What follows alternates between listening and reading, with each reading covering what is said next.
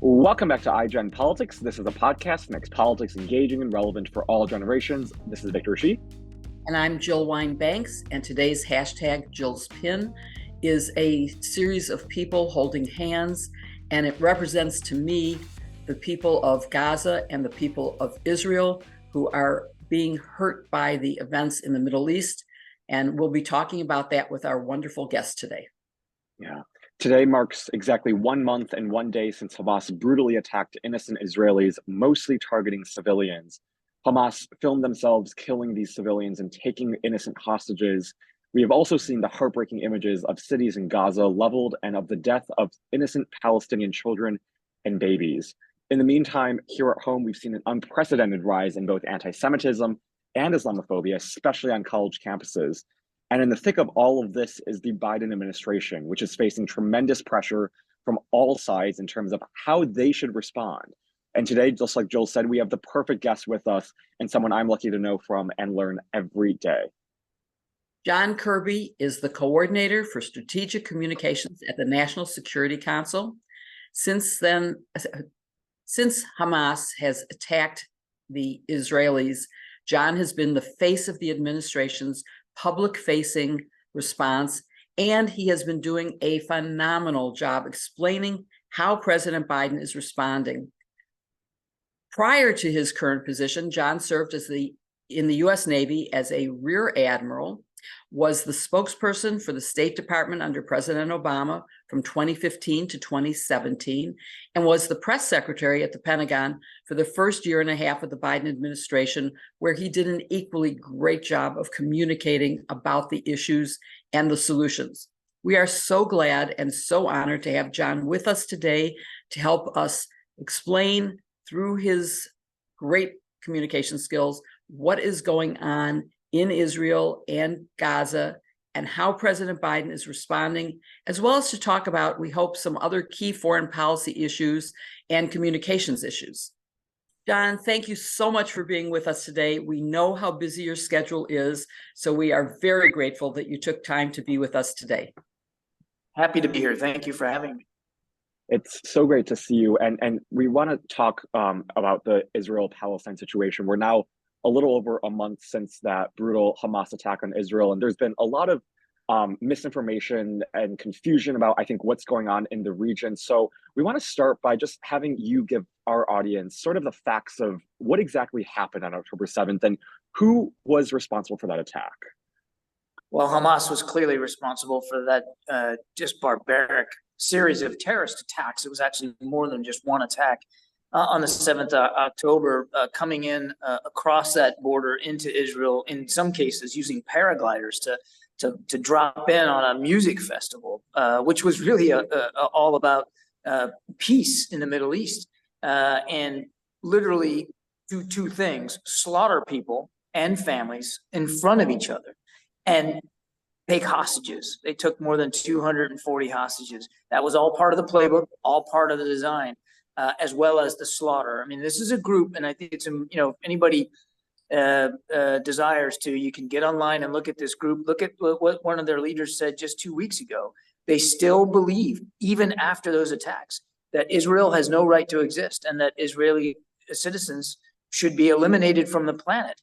And they have not backed away from those truly genocidal goals. That is what the Israeli people are facing. That is what the Israeli government was facing on October 7th. And if you just do the ratios, Israel's a small country, but if you ratio it out, this was their 9/11 times 3.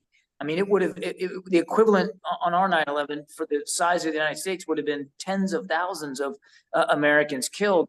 That's what that 1,400 killed looks like and feels like to them. So it's a significant moment.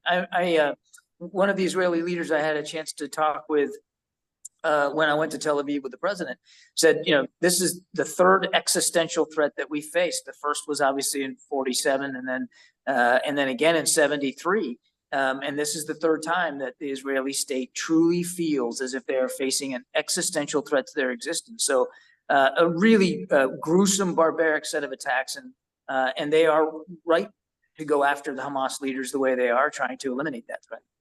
Yeah, I mean, you have correctly stated the horror of it. And in addition to the paragliders and all the other things, they were filming themselves and then proudly displayed what they did, which to me is incomprehensible. But you mentioned something that I think we should pursue, which is Hamas's main point of being is to eliminate Israel and the Jewish people. So can you even begin to negotiate with Hamas, or do you have to eliminate them and find some other governing force that you could then negotiate with? What do you do in a situation like this? The Israelis believe that they have to eliminate the threat that Hamas poses across that border in Gaza. And that means, according to them and their war aims, going against the leadership and eliminating the command and control structure, the governance structure that Hamas has in Gaza, as well as going after the network and fighters. Now, I think everybody understands that you're never going to eliminate the ideology. We've learned that with our fighting against Al-Qaeda and fighting against ISIS. We have been able to decimate and severely degrade these terrorist networks and their ability to resource, train, fund, and operate. But you can't erase the ideology. And I think the Israelis understand that, but they've got to remove the very specific threat that Hamas poses inside Gaza. And then, of course, the questions of what comes after that, those are all really valid questions that we're asking ourselves right now. Secretary Blinken is with the G7 in Japan right now. You may have seen the G7 foreign ministers issued a unified statement in just the last hours, recommending humanitarian pauses, but also making it clear that as a G7, we believe that Hamas cannot remain in governance in Gaza, that whatever comes after Hamas, and we don't know the answer what that looks like, but it can't be them. We can't go back to October 6th. So while we recognize the challenge of the ideology, the hateful ideology, the anti-Semitic ideology, the violent ideology, we also know that you can, in fact, have an impact on their ability to actually govern in Gaza. So one of the things that I think a lot of people wondered after that initial October 7th attack is why Israel and its allies, and including, I guess, the US, didn't foresee that attack happening with all the sort of intelligence capabilities. And I'm wondering if you can speak to that and if there's anything you can say and on whether that raises any concerns and if there's anything being looked into on that sort of intelligence front. Well, Prime Minister Netanyahu has spoken to this as well. He's called it a failure, and he had said that he wants it fully investigated and fully reviewed. And I suspect, well, I don't suspect, I know that the Israeli government will do that. They'll take a hard look at what intelligence gaps and seams there were and what they missed, and they missed it, and try to plug those gaps and seams going forward. Obviously, should they want our assistance in that, we'll certainly do that. But we know that they're going to take this seriously.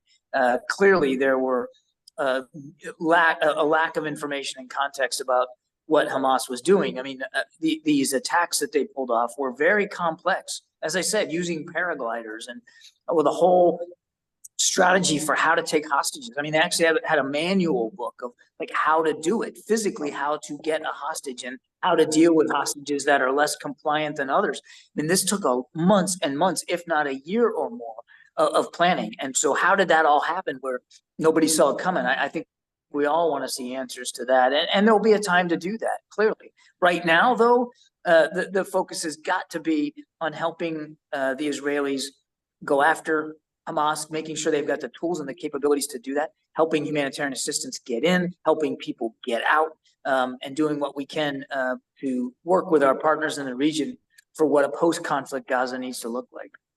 I want to follow up on what you're saying about the humanitarian aid, but you mentioned a manual. Have you actually been able to see the manual? That well, the Israelis have, as they've exploited some of the cell phone coverage and some of the electronic devices of these Hamas fighters, they have found those things electronically. They found them in their possession. Amazing. So, but going back to the humanitarian aid, President Biden has been very vocal, strong supporter of Israel and its right to defend itself. But he has insisted on Israel following the rules of war and asking Israel for a humanitarian pause, not a ceasefire, but a pause for humanitarian aid. Can you update us on what's happening on that aspect? Well, he spoke to Prime Minister Netanyahu just yesterday and again reiterated our desire for humanitarian pauses, plural, not singular, to allow for more aid to get deeper into Gaza to people that are in desperate need, as well as provide a vehicle, a venue for people to get out, particularly hostages. I mean, we're very focused on trying to negotiate for the release of the hostages. We still have a small number of Americans that are in that population. And the only way you can do that effectively is to stop the fighting temporarily, localize it in geography on the map so that they have safe passage out. So we are still actively talking about that with our Israeli counterparts. Secretary Blinken, again, just left the region, also made those concerns clear. And there have been pauses in the past that the Israelis have agreed to, temporary pauses. We got 4 hostages out so far, 2 of them are Americans, and there needed to be pauses in the fighting to allow for their safe passage. So it is possible, it is doable, and we want to continue to pursue that. I do want to take a moment, you didn't ask this question, but I think it's important for people to understand the difference between a ceasefire and a pause and why we use those phrases. When we talk about a ceasefire, we're talking about what we would call in the military a general ceasefire, which is both sides lay down their arms and stop fighting for an indefinite period of time so that you can pursue peace talks or a negotiated settlement to the end of the conflict. So a ceasefire is typically a precursor step to an end of a war. We're not advocating for that right now. We know that Hamas still exists. They still have command and control. Their leaders are still alive and well and directing operations, and that a ceasefire right now would benefit Hamas and give them breathing space to continue to plan it. And so we agree with our Israeli counterparts that the ceasefire is not in order right now. That said, as you and I have been talking, certainly we agree with the idea of temporary, much shorter in duration, localized, confined on the map to a certain area for specific purposes, i.e. getting hostages out or getting aid in. And we believe that a series of pauses is going to be required to get all those hostages out, not just one. So we're working on that very, very keenly. That's extremely helpful. And I'm here at UCLA and, colleges across the country. I think there's a lot of passion around this issue. And I'm hearing 2 things, which is first, a lot of my friends are concerned that the aid going into Israel is killing innocent civilians in Gaza. So first, is there any way to limit what Israel does with the support we give them? And then also, can you address sort of the calls and the really intense calls for a ceasefire? What would you say to the young people out there who are really demanding for that? I think what I want them to understand is that any nation we support with security assistance, whether it's through sales or contributions like what we're doing for Ukraine, anytime we transfer defense articles, weapons, we are guided, we are mandated by law to make sure that that material is being used in compliance with the law of armed conflict. And one of the components of the law of armed conflict is that you have to do everything possible to minimize civilian casualties. You have to respect innocent civilian life and to allow for civilians to move out of harm's way in a safe and efficient way. And that's baked into the security assistance we provide to any country. And again, even Ukraine. And so that's part of this process as well. Now, we aren't tying specific conditions to specific missions that we're providing Israel. It's not about conditionality, but there is baked into the process the full expectation that they will abide by the law of armed conflict. And we are constantly in communication with them about prosecuting these operations in accordance with that law. The president has mentioned it in every conversation he's had with Prime Minister Netanyahu. Secretary Blinken stressed that when he was in the region. And of course, Secretary Austin, for his part, speaking to the defense minister of Israel, continues to stress that, as does Jake Sullivan. So that is an ongoing conversation, and we're going to continue to work with them. Now, we recognize that way too many innocent civilians have been killed in this conflict. I mean, many, many thousands of Palestinians have died. Many more have been wounded. More than 1 million have been displaced from homes. The right number of civilian casualties, just be clear, is 0. None. Now, that's a very high bar to meet in a war, but that should be the goal. And we can continue to stress that to our Israeli counterparts every single day that we're talking to them. And I think I missed, you had a second question I think I missed. Oh, it was just, what would you say to the college students or people out there who are demanding for a ceasefire? I know you clarified the difference between fire and humanitarian pause, but sort of how would you address sort of that crowd of people? Yeah, again, I'd go back to what I said before, making sure we all understand the difference between a ceasefire and a pause. We do favor pauses. We don't favor a general ceasefire at this time, because we know that Hamas still poses an existential threat to Israel. So if there was a general ceasefire now, and we just let's just put ourselves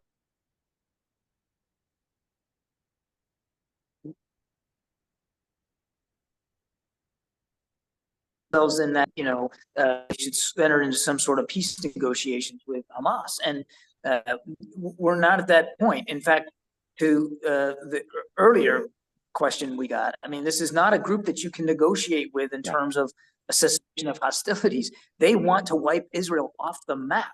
So a ceasefire right now basically tells Hamas that they get to continue to govern Gaza, that they get to continue to threaten Israel from Gaza, and that their war aims, their strategy, killing Israeli citizens and eliminating the Israeli state, is a legitimate war aim, which of course it's not.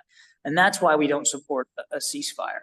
But I do understand a lot of concern out there about the violence, about the death and destruction.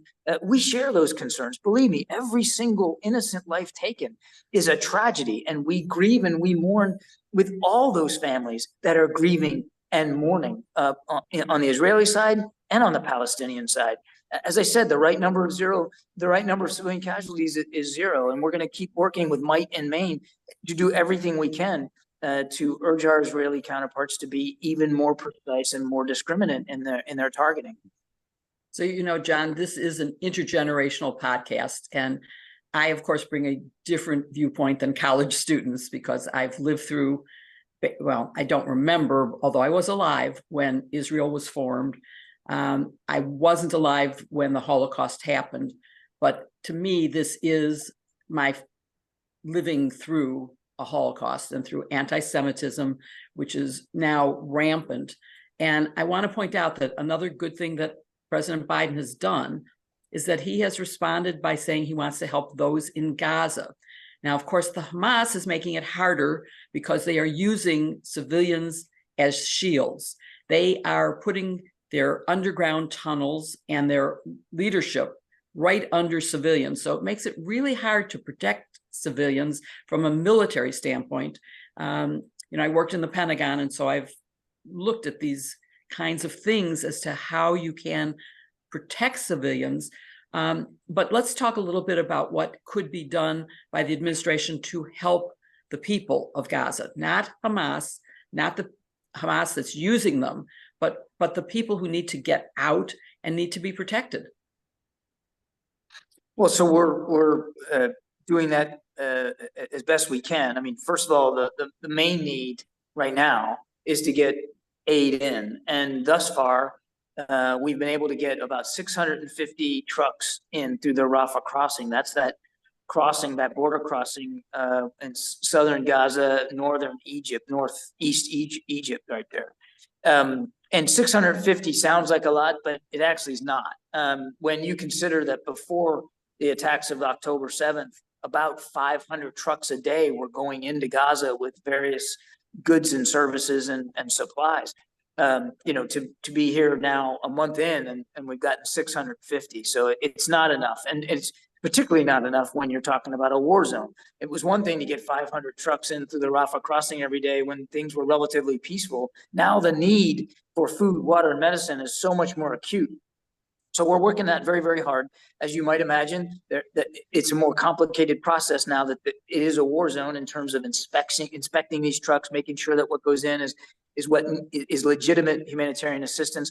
Our humanitarian aid organizations on the ground are also under the stress and pressure of the bombs that are dropping, and so that their work is a lot more complicated. But we're pushing on this very, very hard. And as for getting people out, we have been somewhat successful in the last week or so in getting several hundred foreign nationals, wounded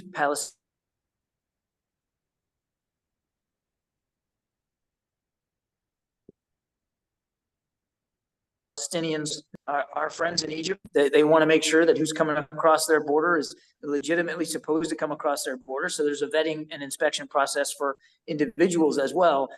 And there was even short periods of time over the last 24 hours where the Israelis allowed some people to leave northern Gaza across land access into Israel. So that's a good thing. But we're working on that very, very hard. The one thing I want to, you didn't ask this, but I do think it's important to note, we're not advocating, there's been some disinformation out there. We are not advocating for some sort of permanent resettlement of Palestinians outside of Gaza. That is not our policy, that we are not pursuing that. Obviously, we welcome the opportunity to get wounded Palestinians out who need medical care. But Gaza is their home, and they should have every right to go back home when they want to, whether the conflict's done or not. It's home, and we aren't suggesting, we aren't promoting, we aren't pushing, but we don't support any sort of permanent resettlement outside of Gaza. So can you provide an update on Americans who are still being held hostage in the Gaza region? How many are left? How many have we gotten out? Are there any Americans in Gaza but not yet hostages yet? Sort of give us an update on that end. Several hundred U.S. citizens have been able, and their family members have been able to depart through the Rafah crossing through southern Gaza in the last several days. There are several hundred more that we still are trying to get out. The flow of people out is not constant, and since over the last 24, 30 hours, we really haven't gotten anybody out, not just US citizens, even foreign. But a few days before that, there was a flow of several hundred, going out in fashion. So we're still working on that, and there's still a lot of work to be done. And it's not just US citizens, it's foreign nationals from many countries. On the hostage front, as you know, we were able to secure the release of 2 American citizens, a mother and daughter, a couple of weeks ago. We have not been able to secure the release of additional American hostages since then, but we are still working at that very, very hard. As for the total number, it's less than 10 Americans that we know are still being held hostage by Hamas.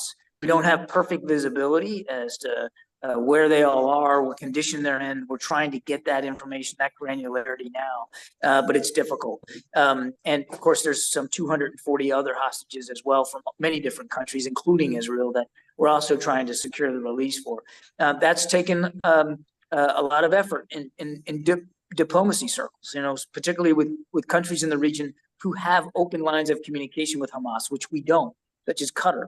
And so we're continuing to work that hard. That is another reason why this comes full circle back to the idea of humanitarian pauses. It's why we are advocating so strongly for humanitarian pauses, because if you have a pause in place, then you can barter for the movement of hostages out and perhaps an exchange of Palestinians back in that Hamas wants. So we're working on all that right now. So in terms of, you said we didn't ask a question, which was actually on our list, I want to say, but is there anything else that our audience and Victor and I should know? What are we missing? What's an important point for us to understand about what's going on, what America's role is and should be? I think it's important for people to, again, remember the 7th of October and remember the shock that was felt literally around the world when 1,400 innocent people were slaughtered, many of them in their homes, parents seeing their children slaughtered in front of their faces, children seeing their parents slaughtered in front of their faces, rape and torture of an unimaginable scale. And just remember the threat that Hamas portrays. This is a terrorist organization.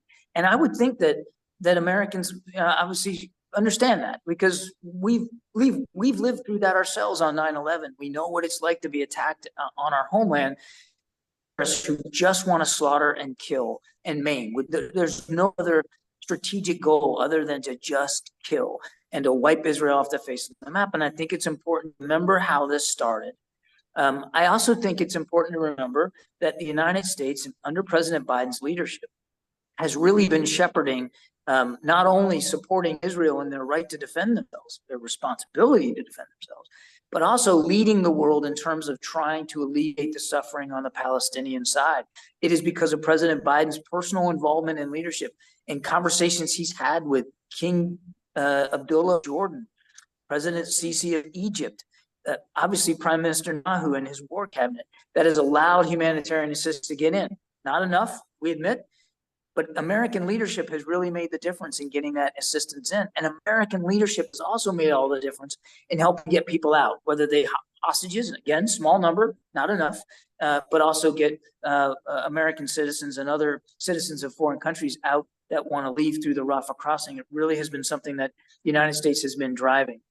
We understand the threat that is facing Israel. We want to help them alleviate that, but we also do understand the suffering that the Palestinian people are going through. And as President Biden has said repeatedly, each and every death here is a tragedy, and we certainly do grieve with all those families. But it's a very complex situation, one which, again, from an Israeli perspective, feels and frankly is existential in scope.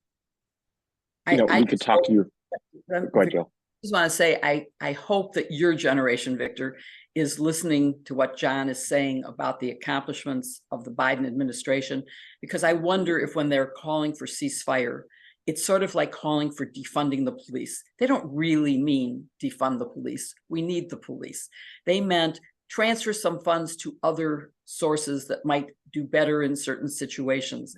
And that John's definition of the difference between a humanitarian pause to help the people of Gaza who are not involved in trying to destroy the state, to give them a chance for an election. They haven't had an election in 16 years. Hamas has been there. Let them choose their leaders and their governors.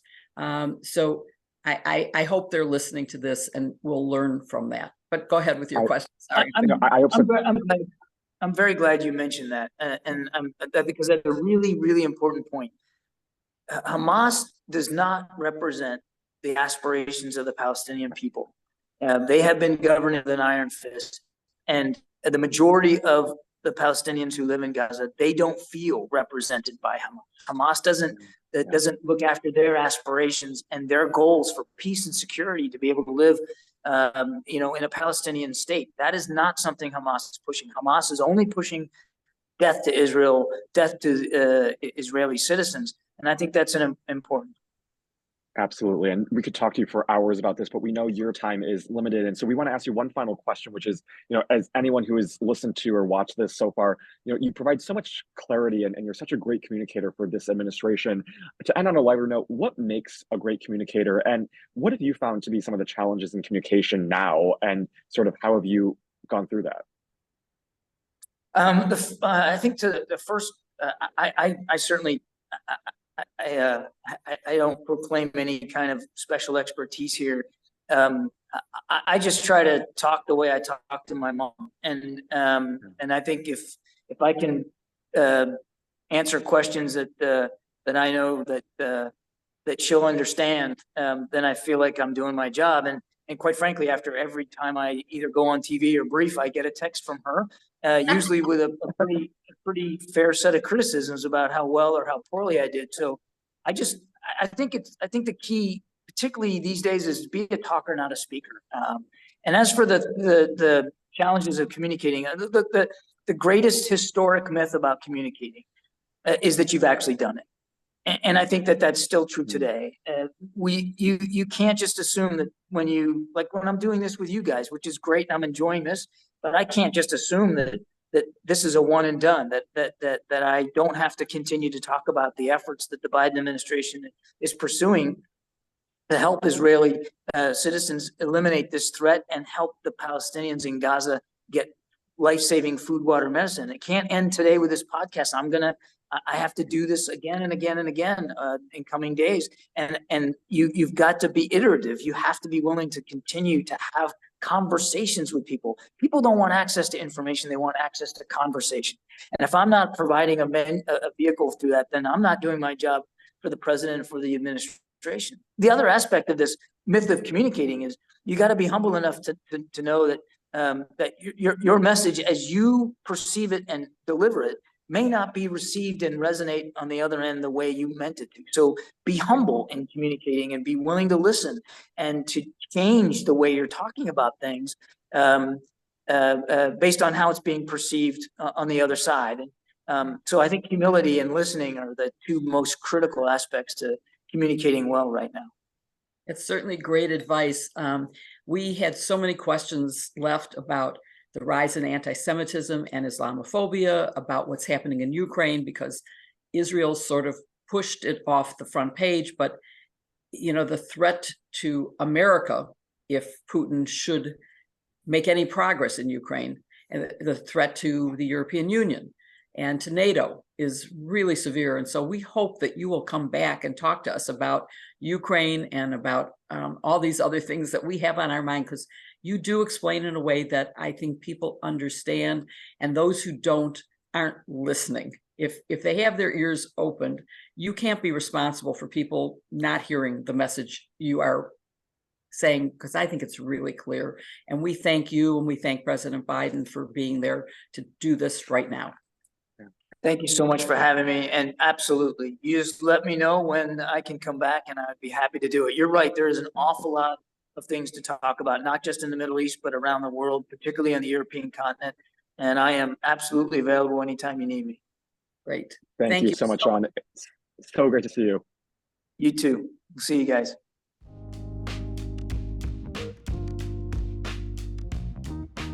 Jill, that was such a great episode with John. And like you said, I mean, he just provided so much clarity and really, I think, helped debunk a lot of the myths and disinformation out there. But there's so much that we didn't get to, including Ukraine, like we mentioned, and also the rise of Islamophobia and anti-Semitism on college campuses where I'm at, and also just across the country more generally. So let's talk about that a little bit, and sort of maybe let's start with Ukraine and sort of that front.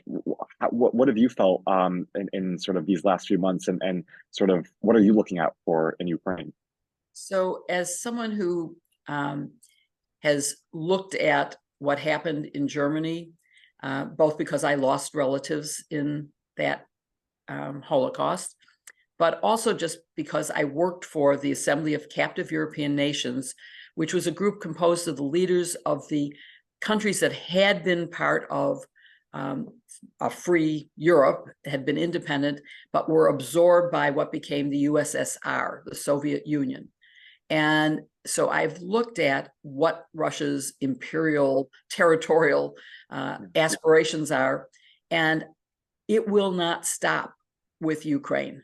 If Russia, Putin, succeeds in taking territory in Ukraine, it is going to go on to non-NATO countries, and then to NATO countries, and then to America.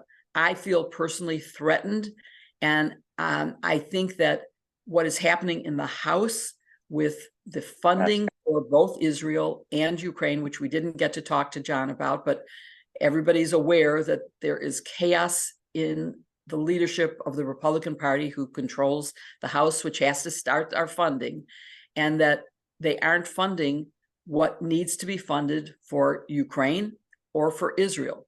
And so we've got to, and in fact, for the whole government, the government is going to shut down in like 10 days or less, I guess. Yeah, and there's no end. I mean, there is no signs that they are anywhere close to reaching any sort of agreement to fund Ukraine. And it's just, you know, this is the Republican Party. I mean, like, the Republican Party is siding with Russia, essentially. I mean, it is crazy to imagine that we've gotten to a point where now you have Republicans that are enabling Putin and his aspirations by not funding one of our closest partners, Ukraine. And it's just shocking, but another one of those instances where you just think about how far the Republican Party has fallen. So when you say the Republican Party, this is not the Republican Party where we could have conversations. This is sort of like Hamas. You can't negotiate with them. They have a hardline position, and they aren't caving. They want to take away the funding for IRS in order to give Israel funding.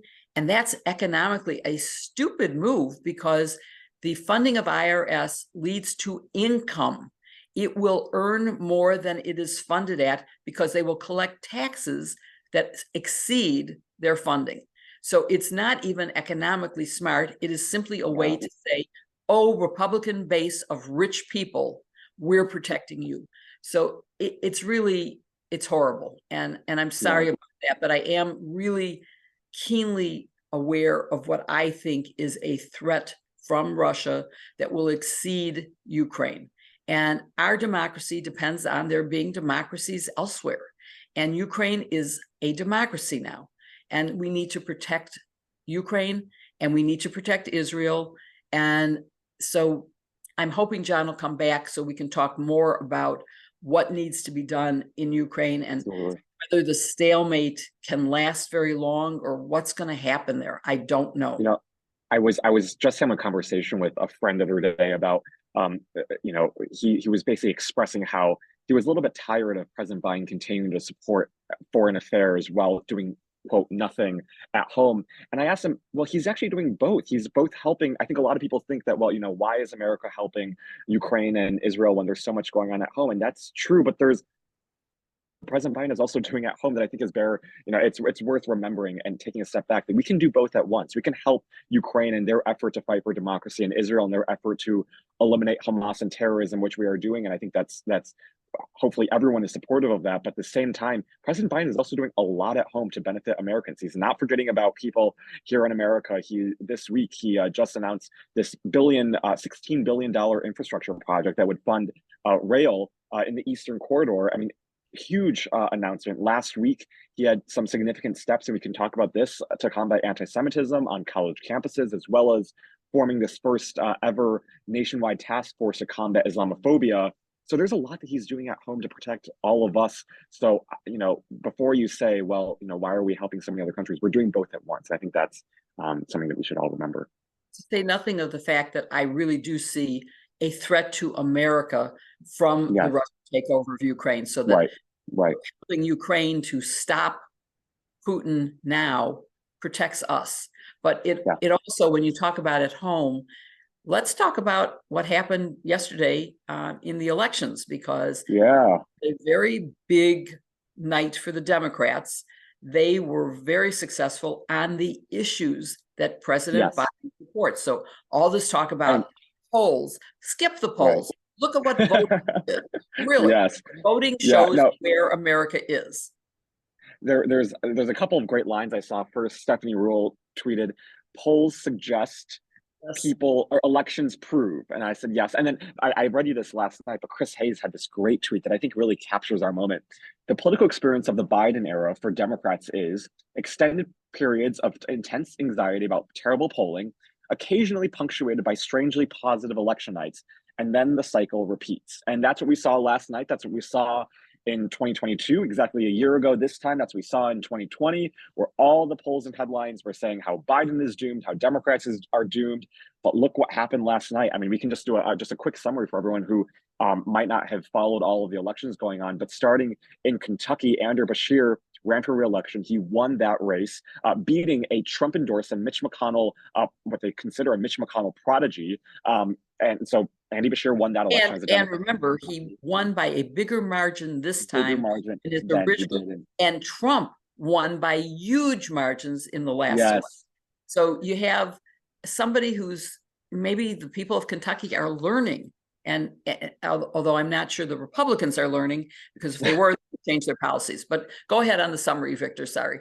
I mean, and one other thing to add about Kentucky is that Republicans spent $30 million trying to attach Andy Bashir to Joe Biden, and it did not work. I mean, like you said, the margins were bigger this time around. But other states, Ohio, they have now enshrined abortion to the Constitution, and also allowed basically anyone over the age of 21 to use marijuana legally and recreationally. So Ohio has passed both ballot referendums. Virginia, Democrats have retained control of the Senate, which that in itself would have prevented any sort of abortion ban that Glenn Youngkin wanted to take into effect. But even better, they also flipped the House of Delegates. So Virginia now has a blue House and a blue Senate, which is great news for that state and preventing Glenn Youngkin from taking control. And then Pennsylvania had some great news as well, with their Supreme Court electing another Democrat. So now the majority is 5-2. And they also elected Philadelphia elected its first ever Black woman as mayor. And so there's a lot of great news out there. And, it's just, I feel optimistic. What about you, Jill? Well, I'm a perpetual optimist. I am always, I always see the glass as half full.